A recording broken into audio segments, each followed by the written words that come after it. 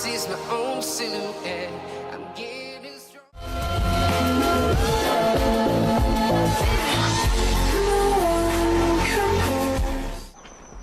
Fuck. Well, fuck. You know, for years before I started this channel, I was always that black raven predicting the fast approaching downfall of the fitness industry, whether in conversations with friends or in my own thoughts as I lay on my bed on Saturdays trying to remember or forget the unholy things alcohol made me do the night before. As I was making this video, I had many doubts and concerns because of one single question. Am I perhaps blinded by nostalgia? Is this my heart speaking and not my brain? Because of course most of the fitness content I see as even remotely valuable and entertaining is at least 4 years old now, with a few exceptions of course. But the more I thought and made comparisons, the more I saw that the reason for my criticism towards today's fitness content creators, if I can even call them that, isn't nostalgia, and I'm not alone in this. Anyone with 3 functional brain cells and at least a hint of personal integrity nowadays sees the declining quality of online content everywhere, especially in the fitness industry. And now you're asking, well, Matos, if that's true, something must have seriously gone wrong in the past few years, right? I'm going to be crucified for this shit.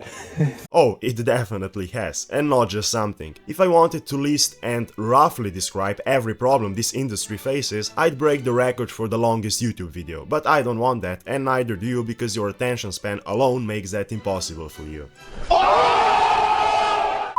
So to keep this video as understandable and coherent as possible, I'll highlight some of the biggest problems that have caused the decay of our fitness industry. We'll start with the most obvious ones and then we'll gradually move towards my own opinions, where I already know I will get some negativity and hate, but I won't sacrifice my integrity to be safe and mainstream. So let's begin.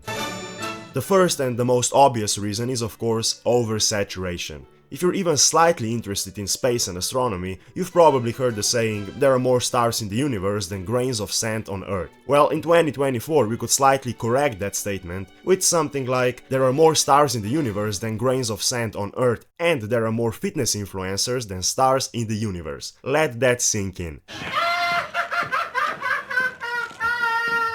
And yes, I know this isn't a new problem and that oversaturation to some extent existed before, but in the past year it has reached biblical proportions. Now, Instagram is the only social media I still use for now, the emphasis is on for now, and every time I open it, there are more and more of these clowns. And from what I know, the situation on TikTok is even worse. I'm not even kidding, but half the people I know from my elementary and high school or from other circles, and I haven't seen in years, have become fitness influencers or online coaches in the past year. Bruh. As I see it, this thing goes something like this.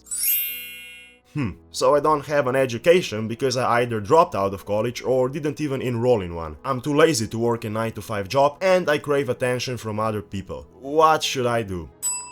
Oh yes, I can watch 3 videos on YouTube and become a fitness influencer, and I can spend all days posting idiotic advice I heard the day before from retards like me on TikTok, and I will somehow have the audacity to call that content.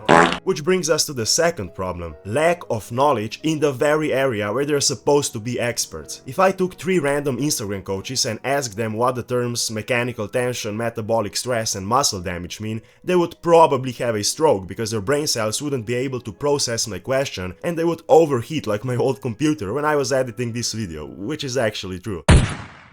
I'm sorry that once again I have to be the one to douse you with cold water and hit you with hard facts. Look, being a recreational lifter does not mean that you've sucked up all the knowledge in the world and that you can just coach people. This flood of online coaches is alarming. Again, I don't want to brag or anything, but I've been training for 7 years now and I've spent a lot of my free time educating myself in this field. Yet it doesn't occur to me to start coaching people because I'm not that fucking delusional and narcissistic, and I know that I need at least a decade of experience before I can call myself advanced athlete. Sure, I share my opinions and experience, but that's about it. The third problem. Prioritizing views and attention over quality. Or in other words, quantity over quality. Now this isn't a problem just in the fitness industry, take a look at the film and gaming industry, but that's a topic for another video. The fact is that the vast majority of attention-seeking Instagram influencers and rotted brain TikTokers abuse fitness content solely for attention, without actually having any love and passion for this sport, which in my opinion is the result of an even bigger problem, which is that being a fitness model is the only sport in the eyes of teenagers. If you want to be seen as an athlete on social media, you just have to be some kind of fitness enthusiast. It's quite simple.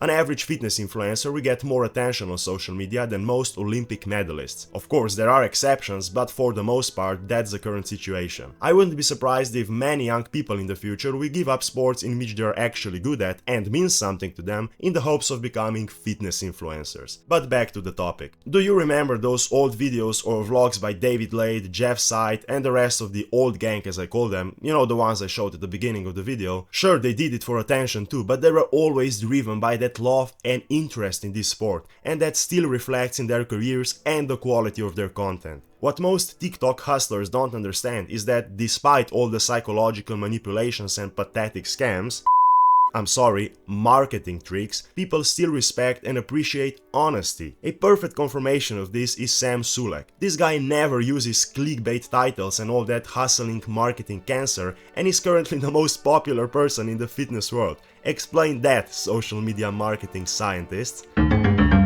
Oh, what is that? Brain overheat? No problem, sit down for a while. Matos will explain it to you in a few seconds. All Sam does is share his honesty and love for lifting with us without shoving overpriced products down our throats. Nice one, boys. Bruh. If you see your content only as a bridge to quick success and profit without feeling any joy and passion for it, you've already failed at the very beginning, and that's the hill I will die on. I'm sure that if I were to post some cookie cutter tips in the form of YouTube shorts, like for example top 3 meals for bulking, top 3 biceps exercises, etc., I would already have 20 times more subscribers and views right now, but I won't do it because it's useless horseshit, period. And even if I pay the price in the form of getting less attention. If I want to review a movie that I'm interested in, I'll do it. If one day I decide to share a funny story from my life, I'll do it. Because that's what I like to do. And YouTube is the only platform when I can express myself as a content creator through videos. Now, the last one of the biggest problems of today's fitness industry is, and this is completely my opinion, lack of charisma. We live in a world where every little sunshine can be whatever he wants to be. And that has resulted in way too many people being delusional. Now, in every video I tell 1 or 2 sentences of harsh and brutal truth, and for this video it will be the following. Another pill that will be very hard and painful to swallow, but it must be done. If you want to be really good at something, you need at least a hint of talent, in addition to hard work and a bit of luck, of course, unless you're Taylor Swift.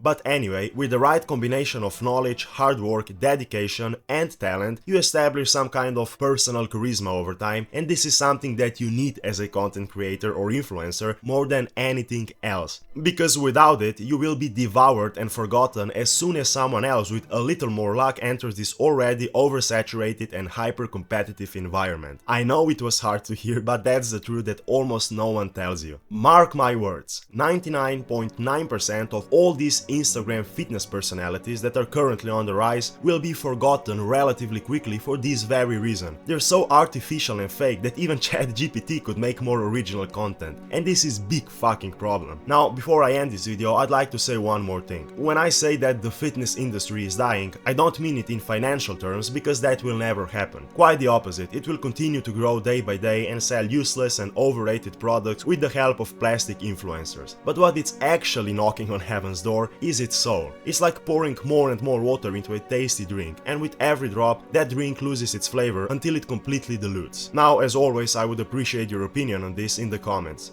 If you hate it, that's fine, you can say that. I never have and never will delete a single comment. So yeah, that's it. Thanks for watching.